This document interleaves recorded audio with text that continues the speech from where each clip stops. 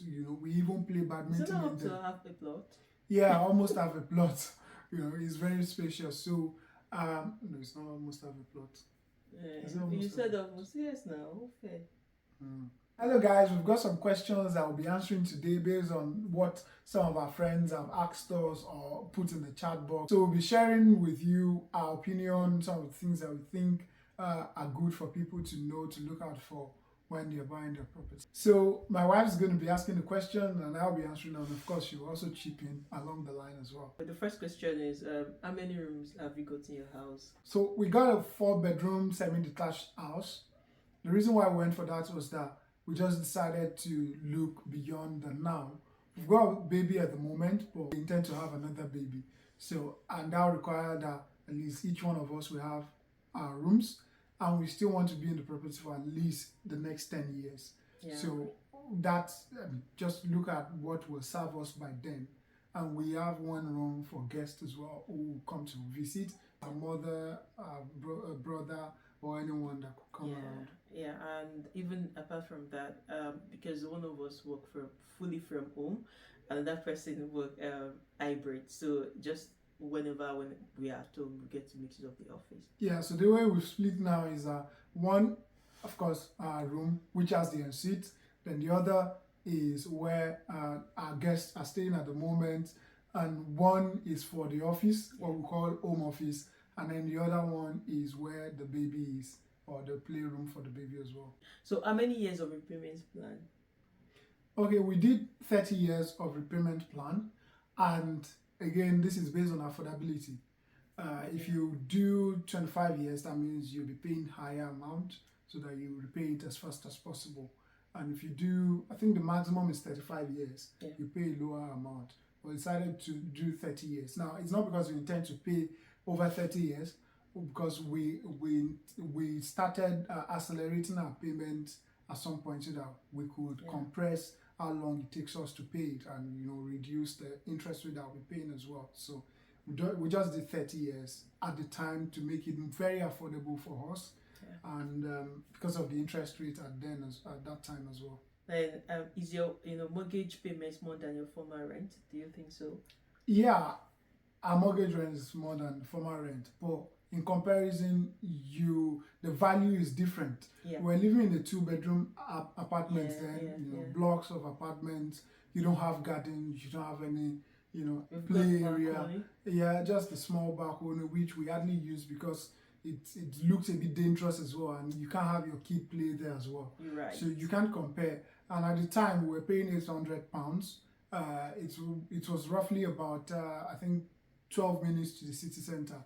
Right now we're paying roughly around 1,200, which is for a 4-bedroom house, with backyard.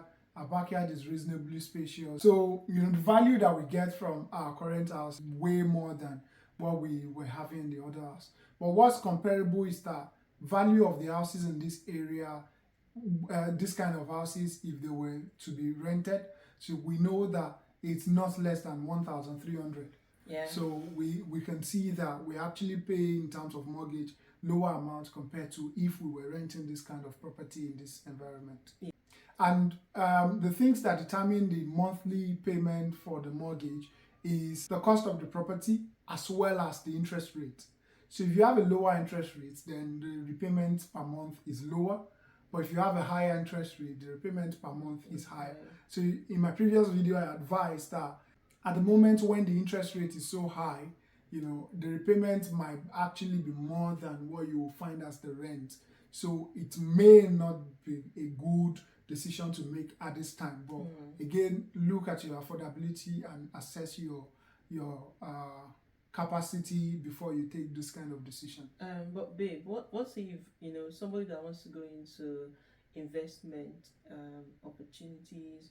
What would be your advice with the situation of things in the country? Well, for investment opportunities, it can be a good one depending on the scenario.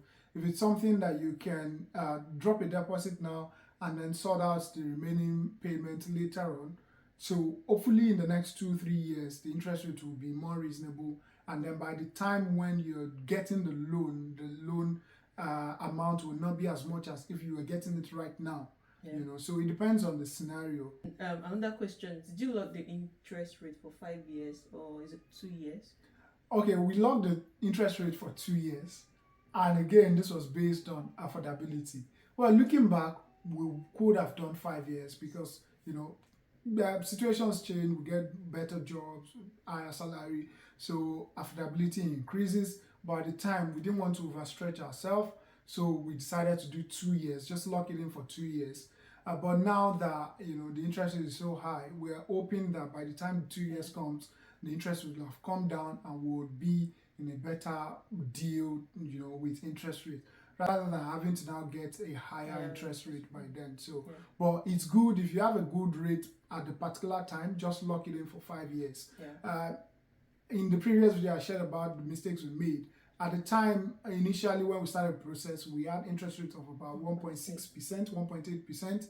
And so we would have really loved to, lock it in for 5 years. I think 5 years is the maximum. But unfortunately, by the time we finally got this property, the interest rate has now gone up to 3.4%, which is more than double by then. So we just couldn't do more than 2 years. You mentioned we stayed in an apartment, and looking at the heating system, the radiator in the apartment compared to here, what would you say?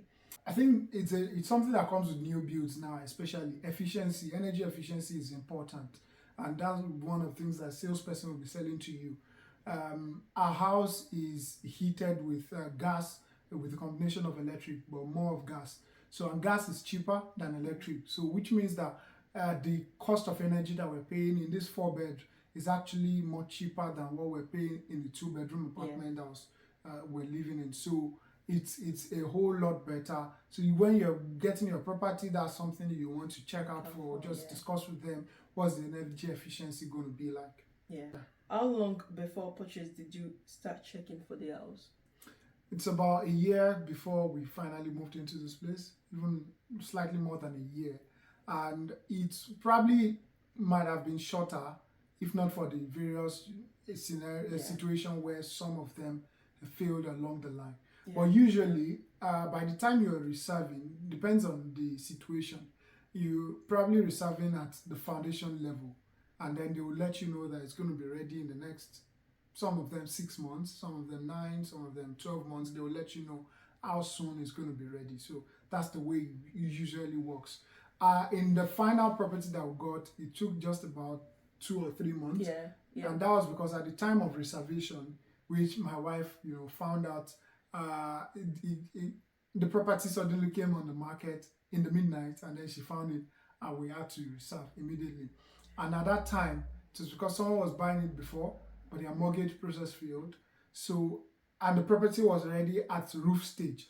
So it went back into the market, and it was like hot cake. Anyone who could get it at the time and finish the whole process would be a good luck. So that was what we got. And within 2 months, everything was done, and we moved in the 3rd month. Regarding your former apartment, I'm just wondering that is it worth using a professional cleaner to clean everything, or maybe you yourself just doing, we are Africans and we want to just do things ourselves. So what would you say to that? Do you think this is what you can do yourself?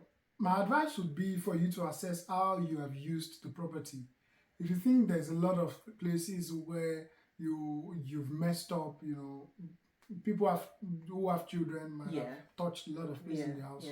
So you can just call professionals to do it.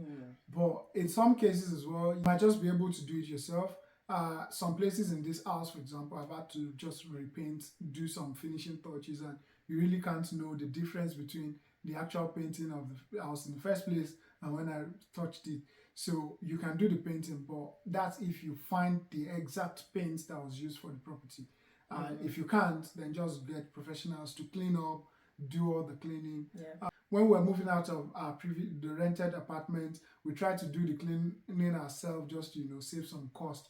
But unfortunately, there were still a few places that the landlord or the agent actually pointed to say this was not well done. Although we took them to the ombudsman, and so they weren't ready to, the agent didn't want to give us back some of our deposits, but then the ombudsman was able to intervene, and we got a few amount of money back Yeah. from them. And just in addition to that is you can make a video of what you've done in your rented apartment and Yeah. just show it to them and say this is what we've done, so that will serve as evidence.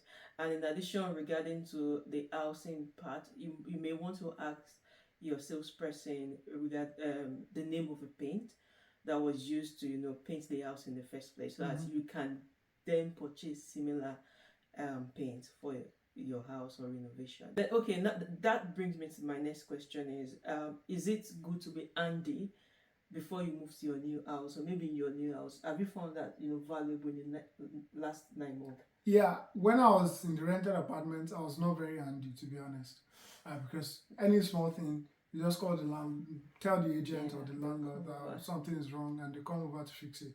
And if it's something that you actually spoiled yourself, you just know that your deposit is gone. So it's good if you're handy, so that you can fix things before leaving the property, rather than letting your deposit go away. But then that skill will be more needed in your own house. It will be very, very needed. I agree. I've had to do a lot of things in this house. Fix anything on the wall. Some of them I made a few mistakes. I learned from them, but I've not had to call any handyman to do anything other than to just hang the TV on the wall, because I don't want to. I don't want to take a risk with that one. I think, babe, you've been more of a carpenter, electrician. Yeah, you just find me learning something there, here and there. The wall clock behind me, I hung it myself. So a lot of things I've done in this house.